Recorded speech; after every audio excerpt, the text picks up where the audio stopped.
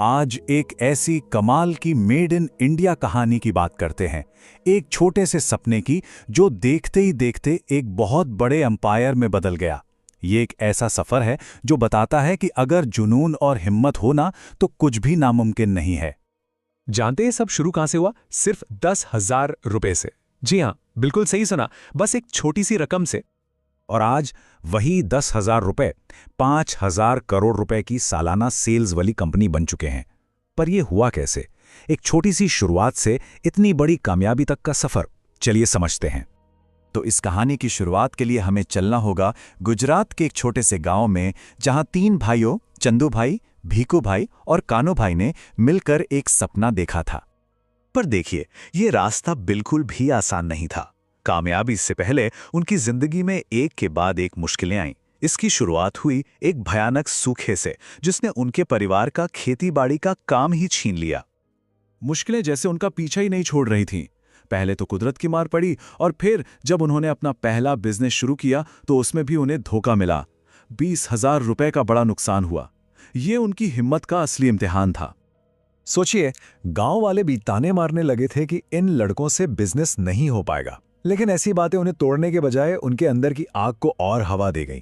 उन्होंने ठान लिया कि वो कुछ करके दिखाएंगे। और फिर जिंदगी ने उन्हें एक मौका दिया। सिनेमा कैंटीन में काम करते हुए उन्होंने कुछ ऐसा देखा जिसने सब कुछ बदल के रख दिया। यहीं से उनके $1 मिलियन आइडिया का जन्म हुआ। ये था वो यूरेका मोमेंट। उन्होंने नोटिस किया कि कैंटीन में आलू के वेफर्स सबसे ज्यादा बिकते थे, इतने कि हमेशा स्टॉक खत्म हो जाता था। उन्हें समझ आ गया कि यहाँ एक बहुत बड़ी डिमांड है जिसे कोई पूरा नहीं कर पा रहा। और इसके बाद उन्होंने किसी की नकल नहीं की। उन्होंने अपनी एक ऐसी स्ट्रेटजी बनाई जो स्नैक्स के बिजनेस में बड़े बड़े महारथियों को भी टक्कर देने वाली थी। उनकी स्ट्रैटेजी का सबसे बड़ा हथियार, सीधी सी बात, कम दाम में ज्यादा माल। जहां दूसरी कंपनियां 10 रुपए में सिर्फ 23 ग्राम चिप्स दे रही थी, वहीं बालाजी ने 35 ग्राम देना शुरू किया। वैल्यू फॉर मनी का यह फॉर्मूला इंडिया में हिट होना ही था। उनका बिजनेस मॉडल बहुत ही सिंपल और असरदार था। पहला, अच्छी क्वालिटी सस्ते दाम पर दो। दूसरा, सब कुछ खुद बनाओ ताकि क्वालिटी और कीमत पर कंट्रोल रहे। तीसरा, बड़े बड़े विज्ञापनों पर पैसा खर्च करने के बजाय प्रोडक्ट को इतना अच्छा बनाओ कि लोग खुद तारीफ करें। और चौथा, बड़े शहरों से पहले छोटे शहरों और गांव तक पहुंचो। और जानते हैं इस सिंपल सी लगने वाली स्ट्रैटेजी का नतीजा क्या हुआ? नतीजा कमाल का था। एक छोटे से शहर के ब्रांड ने अब बड़ी बड़ी मल्टीनेशनल कंपनियों को टक्कर देनी शुरू कर दी थी। ये चार्ट देखिए, आज बालाजी पूरे भारत में तीसरा सबसे बड़ा स्नैक्स ब्रांड है। और अगर सिर्फ वेस्टर्न इंडिया की बात करें, जहां से उन्होंने शुरुआत की थी, तो वहां तो उनका दबदबा है।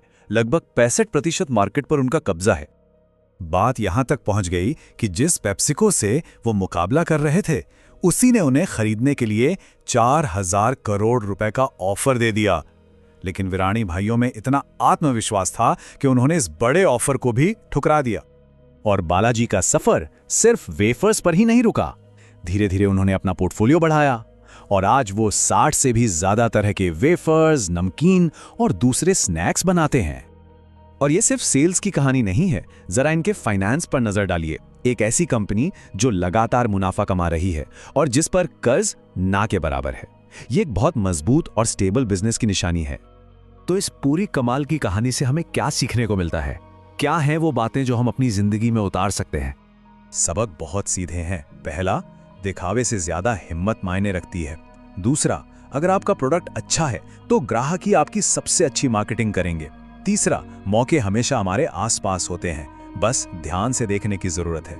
चौथा, ग्राहकों को वैल्यू देना आपका सबसे बड़ा हथियार बन सकता है। और आखिरी, चाहे हालात कितने भी मुश्किल हों, बड़े सपने देखना कभी मत छोड़ो। विरानी भाइयों की कहानी ये साबित करती है कि बड़े बड़े मौके अक्सर बहुत छोटी और साधारण सी चीजों में छुपे होते हैं। सवाल बस ये है कि क्या हम उस एक फ्राइंग पैन को पहचानने के लिए तैयार हैं जो हमारी जिंदगी बदल सकता है।